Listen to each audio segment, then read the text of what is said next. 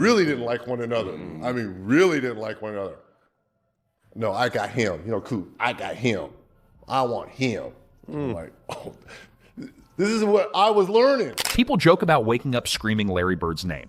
In 2026, one NBA All-Star made it sound less like a joke and more like a horror movie. Forget Freddy Krueger. Bird with a jumper was apparently the real nightmare.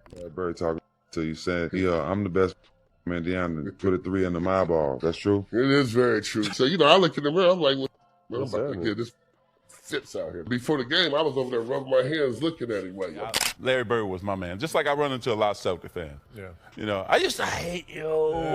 Yeah. I get that all the time. A little more than a month ago, they were engaging in a heated NBA rivalry. But for one night, the Pacers' Chuck Person was part of Larry Bird's team. Well, sort of. Bird, sidelined from recent back surgery, could only offer a little good-natured ribbing as the honorary coach. Chuck works for me in the summer. He mows my yard. So I see him every day. What if the greatest trash talker in history didn't just beat you? He broke your soul in front of 20,000 people. Legends who dominated everyone else are now confessing their darkest Bird nightmares.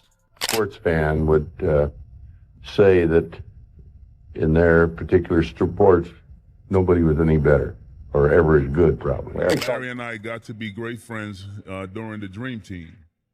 And, you know, it's funny, he talked so much trash. I always talk trash. Talk trash on the phone, on the floor.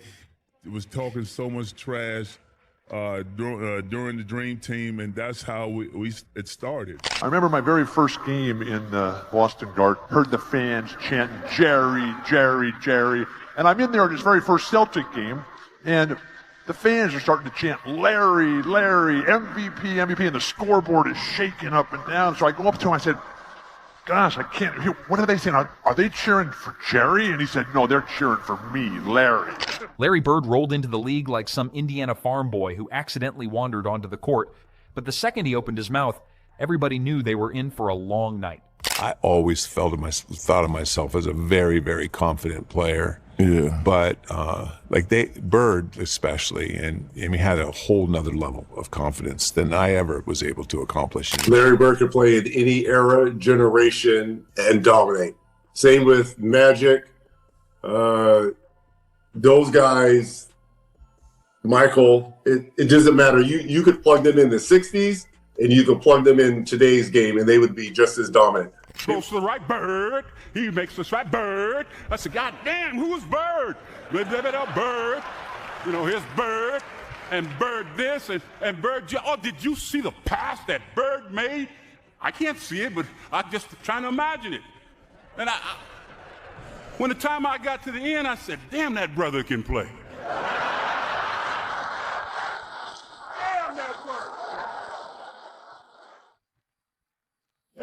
Guys who thought they were tough, athletic freaks with hops that could touch the rim suddenly found themselves getting cooked by a slow white dude who looked like he delivered milk for a living. And the worst part was, Bird did not just talk trash. He delivered it with receipts, signed, sealed, and swished right in your face. You said some stuff about Larry Bird. Is that the truth and the whole truth? That motherfucker pump fake that said, me and him, we hit each other in the air, and we fell out on the ground. White boy, old Larry Bird, dirty ass, looked at us, niggas, get up off the ground, and knocked our head off with a damn bite. Oh my goodness! He did it again! He was a basketball genius. He'd be a step ahead, a thought ahead, play the game like a chess game. I'd much rather guard Michael Jordan than Larry Bird because you have to play the game as a thinker when you're playing him. You have to get inside his mind. Larry wasn't quick, couldn't jump really high, but there was just some sleepless nights. I spent the last couple of days with Magic Johnson shooting the Capital One commercials, and every time I see him, I tell him thank you, because Magic Johnson and Larry Bird are the two most important figures in NBA history. I agree. What people don't understand, to answer your question, people look at this thing now where guys are making $30, $40, $50 million. When I came in, David Stern's first year, the average salary was $200,000. Magic and Bird, those guys changed the entire trajectory of the NBA and made it what it is today. Picture this. Some rookie steps up thinking he is about to lock down the legend. Bird looks him dead in the eye and says he's going to shoot it right there, right in that spot. And the kid probably laughs it off like, yeah, sure, old man. Knew me since I was a sophomore because we would go up there.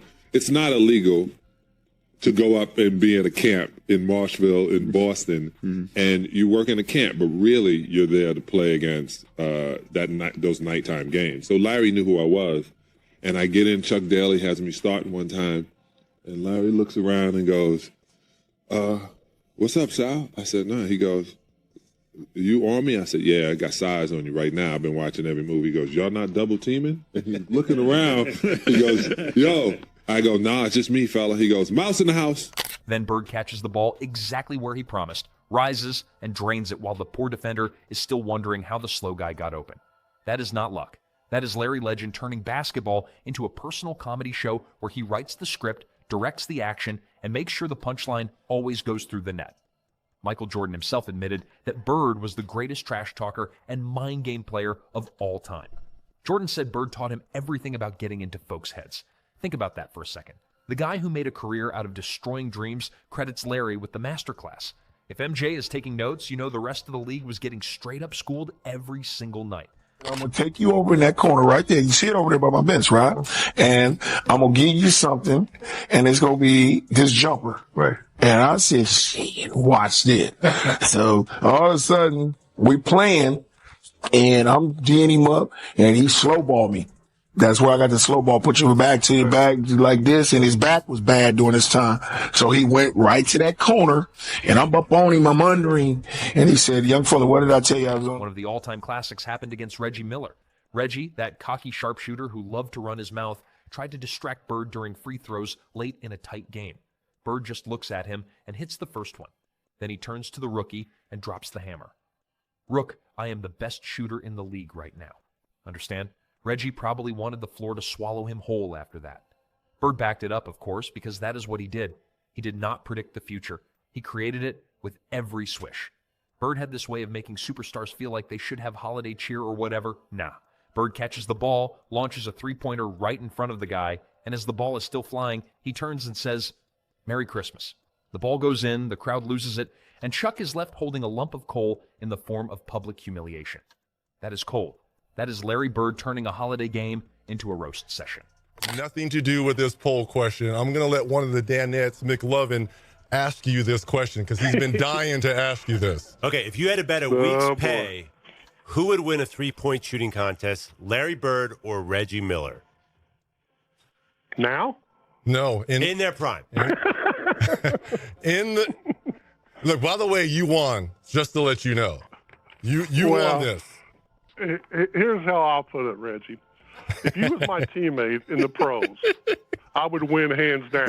But since I had opponents would try everything to shut him up. Double teams, triple teams, guys grabbing jerseys, anything. Bird would just smile that country boy smile and ask the coach on the other bench why nobody was guarding him properly. Who is guarding me, Chuck? Is anyone guarding me? You'd better get somebody on me or I am going for 60. Then he would proceed to drop 30 or 40 anyway while the defense scrambled like chickens with their heads cut off.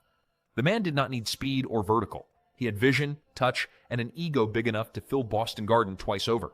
Dennis Rodman, the Worm himself, one of the best defenders ever, got the full Bird treatment during the playoffs. Bird pump faked him into the air, tangled his legs up, and then just drained another one. Rodman is out here known for rebounding and defense, and Larry is treating him like a practice dummy. Later stories have Bird launching the ball at guys' heads after plays just to keep things interesting. He was not mean.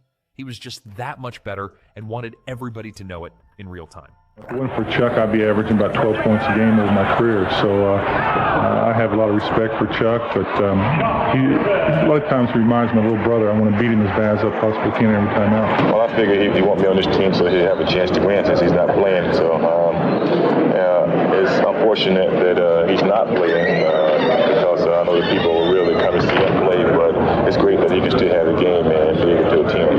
It's hard to imagine. Sports Illustrated. Well, Rodman played them the way that you should. He got right up on Bird and challenged him to make the drive. Bird with the tough fadeaway jump shot.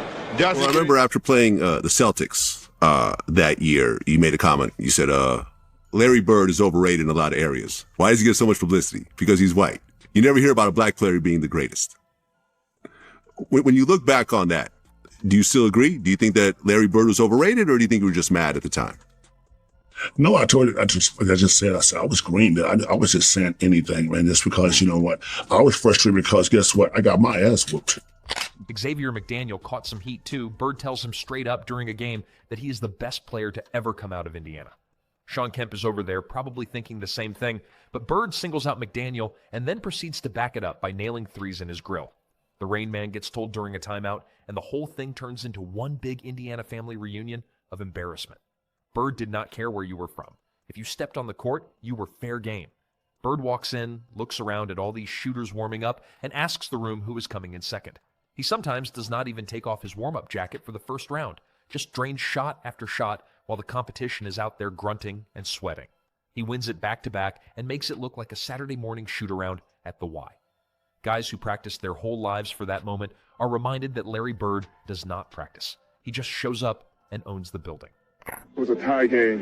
They had the ball, and DJ was stalling the basketball.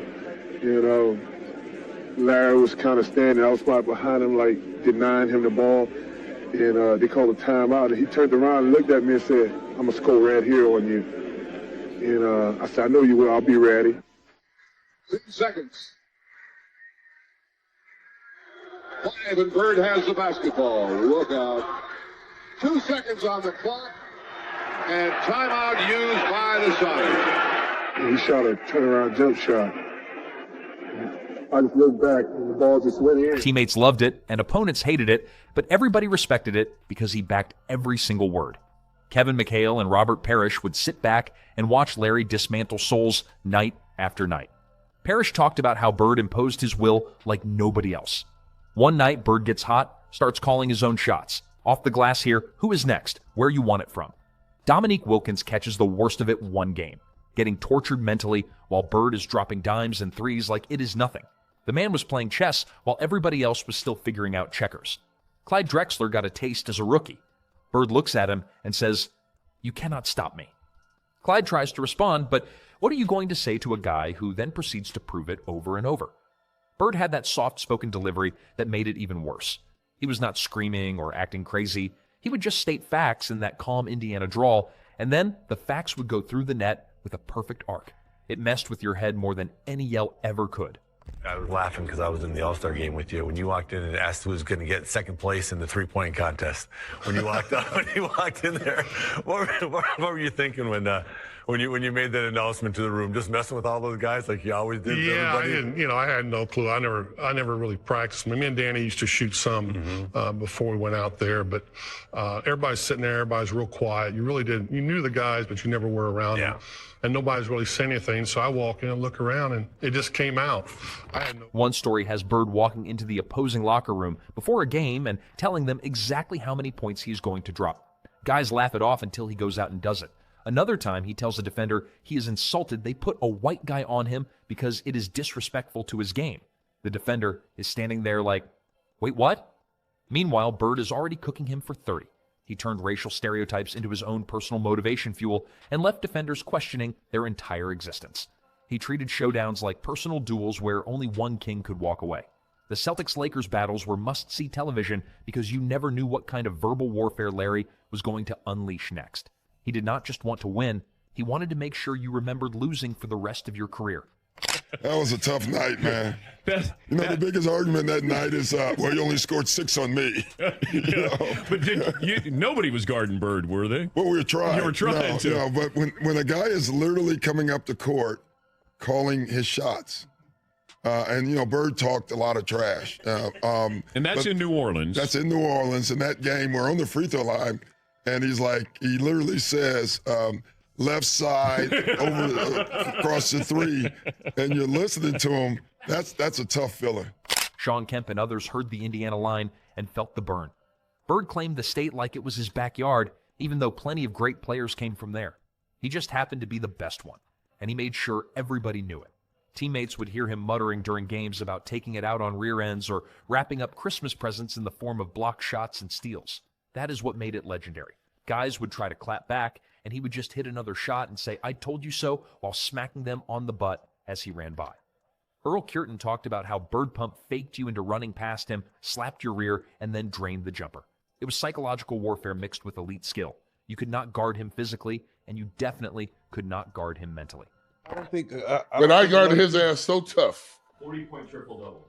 I guarded his ass so tough that after the game, he came. He sent a little letter over there to me. He was like, I've had nobody play defense that hard on me. I love He it. go, I appreciate you playing. Then he was like, I got a little All-Star game. Why don't you come work out with me? Come to All-Star game, man. That's dope. And let me see that summer. I was like, shit, that meant everything to me. Yeah, that's dope. You guys became friends after that. Absolutely. To this man. day? Absolutely. So it went from him whooping my ass to him teaching me a few things.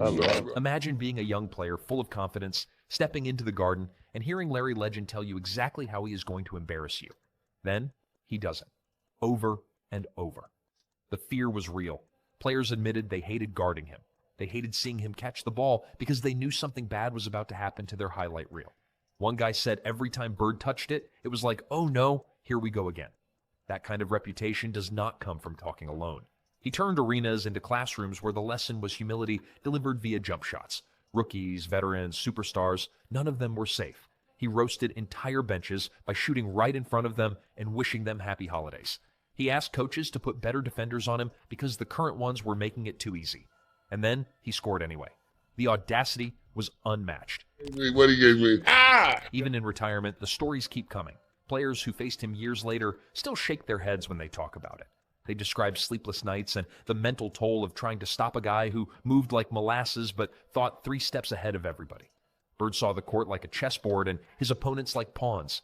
He sacrificed their egos for the greater good of winning, and he did it with a smile. The beauty of it all is how natural it felt for him. Then he brought that same backyard swagger to the biggest stages and made professionals look silly. Opponents would double-team him, and he would find the open man or just rise up anyway. Defenders would sag off, and he would knock down the 3. Play tight, and he would drive or pass. There was no right way to guard Larry Bird, and he made sure you knew it. Larry was a special cat because it proved to me this man could really play basketball. I'd heard about him, but I never saw him play live and in person, and he was incredible. I mean, he dominated, and that's what it's all about. So I went back home telling everybody, oh, this Larry Bird guy is for real. Right. One night against the Jazz, he was on fire and kept telling the bench what was coming next. The trainer's lap became the target, and sure enough, the ball ended up there. Who wants it? He yelled. The crowd ate it up. The Jazz probably wanted to disappear. That is the kind of energy that turns good players into legends and legends into myths. Bird became a myth while he was still playing. Reggie Miller tried again later in his career, but the early lesson stuck. That is the power of Bird's game. It lingered. It followed you into future seasons and made you better, even if you hated admitting it. Jordan learned from it and used those mind games to dominate his era. Bird set the standard, and the league has been chasing that level of psychological dominance ever since. Modern players talk big on social media, but back then it was face-to-face, man-to-man with 20,000 fans watching you get cooked in real time. No delete button, no edits. Just pure embarrassment on the biggest stage. Larry Bird, that motherfucker from French Lick, Indiana. So what the fuck we expect? Back in them days, see, I'm an old motherfucker. I'm 60. I know everybody think this nigga up here 45. They think you like 40, I'm 45, 60. man. I'm 60. I heard a lot of shit that, you know what I mean? But, it is what it is. And yes, that's the God of heaven fucking truth. He called me and Buck Johnson, niggas get off the floor and hit us with that motherfucker. You know, that shit was long-gated. And you think he gonna shoot it, then he bring them up, and then he... Bird's teammates fed off it too. They knew if Larry was talking, the energy was high and the win was coming. Opposing teams dreaded those nights in Boston where the Garden felt like a pressure cooker and Larry was the one turning up the heat. He did not need fancy dunks or flashy moves. His game was efficient, smart, and deadly accurate. Combine that with a mouth that never quit, and you had the perfect storm of basketball terror. He saved all his words for the floor where they hurt the most. He would run by you after a made shot and say, "I told you so." "Nice try," he would add with a pat on the back. It was almost polite, which made it even more infuriating. You could not even get mad at the delivery because it was so matter of fact. Just another day at the office for Larry. Gave you so much confidence. Like you could depend on him. You could just see like his confidence, Right. and like everybody just like added to everybody else's confidence. How was it when you first met him? Like, what was that interaction like, and getting to know him? He was great. I mean, he was a worker. We played a lot of one-on-one, full court, like half court, full court basketball, just, in practice every day. I got to know Larry really well, but he was a great worker, a great teammate. He told me, like when he didn't think I was taking a good shot. So when you said that Larry would put the fear in you, like, walk me through that. What do you mean by that? Okay, so Rich, we're going up to play, and I'm a Celtic fan since I was 15 or whatever. Even in Brooklyn, New York? That's because I didn't like the Knicks because everyone else liked them, and the Celtics always won and the Knicks always lost. And all the New Yorkers, I don't really care. My mother would say to me, "Hey, tell Patrick I said hello." And then because I played with him since we were 16, I would elbow him and say, "That's for my mom's." The 60-point game stories are wild. Bird is dropping buckets left and right, talking to defenders the whole time, and making it look effortless. He had nights where everything was clicking, and he still found time to let the other team know they had no chance. That confidence came from years of work and an unshakable belief in his own ability. He knew he was the best, and he was happy to prove it to anybody who doubted. The white guy disrespect line, the Christmas three, the trainer's lap shot, the rookie warnings. Each one reminds us that basketball used to have characters who played the game with personality and flair. Bird brought the smoke and the fire to back it up. He destroyed opponents not just with skill, but with preparation and IQ. He studied film, knew tendencies, and used that knowledge to stay one step ahead. Then he verbalized it on the court to mess with their heads even more. It was layers upon layers of dominance, physical, mental, emotional. Larry Bird checked every box and left the league better for it. Celtics still trying to search out a style of play. Bird will take the first shot. I remember my rookie year, but I didn't guard him. Larry Bird. We played him in the Boston Garden, and I was in the paint, and somehow the ball was swung around. Larry had caught it, and I was running out to Larry Bird, and you know his famous motion. He just kind of shot it. As I was running out, he said, "Too late, rookie." That's what he's too late, rookie, and obviously it went down, and I just shook my head and ran down to the man. Young players today watch highlights and think it looks easy. Slow motion dimes, soft touch jumpers, and that deadpan trash talk. But living it night after night against the best athletes in the world is something else entirely. Bird made it look routine because he worked harder than anybody realized. That farm boy work ethic combined with God-given talent created a monster on the hardwood. The victims list is long and star-studded. That is the mark of a true legend.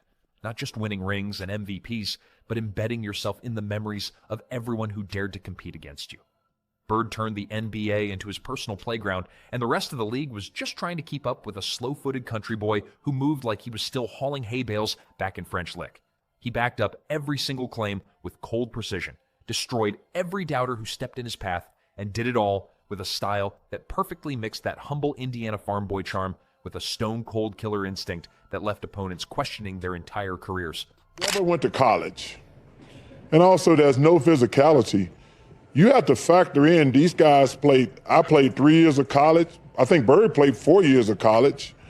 Michael played 3 years of college. Tim Duncan played 4 years of college. David Robinson played 4 years of college. So the guys talk about, well, these guys, like I say, and listen, it's a different game now because no physicality, but you have to factor in all the years some of these guys lost going to college. I think Bird went to college. I mean, he went to 2 or 3 schools, if I remember correctly, before he went to Indiana State. Larry did not just show up to play basketball. He arrived to put on a masterclass in confidence, skill, and mental domination that the league still talks about decades later. The game has changed a lot since his era with flashier dunks, faster paces, and highlight reel athletes who can jump out of the gym, but the stories about Bird remain timeless because they capture something pure and rare in sports. They remind us what it really means to play with supreme confidence, backed by unmatched skill.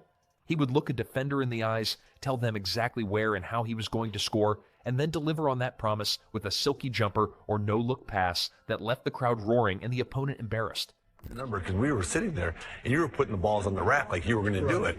And you remember you told me, you said, weird to take the ball here because we always got passes. And so, like, you were trying to get the feel of getting the ball off the rack. Looks like he's found the mark, Bill. He is smoking. You started practicing a few days before the All-Star game with that three-point contest. I remember because you were saying, I'm going to win this check. Remember the steal game? And what did you guys think when that happened? Like, because that was Larry stole the ball? Yeah. Oh, I mean, like I just described it by Johnny Most. I mean, he just went berserk.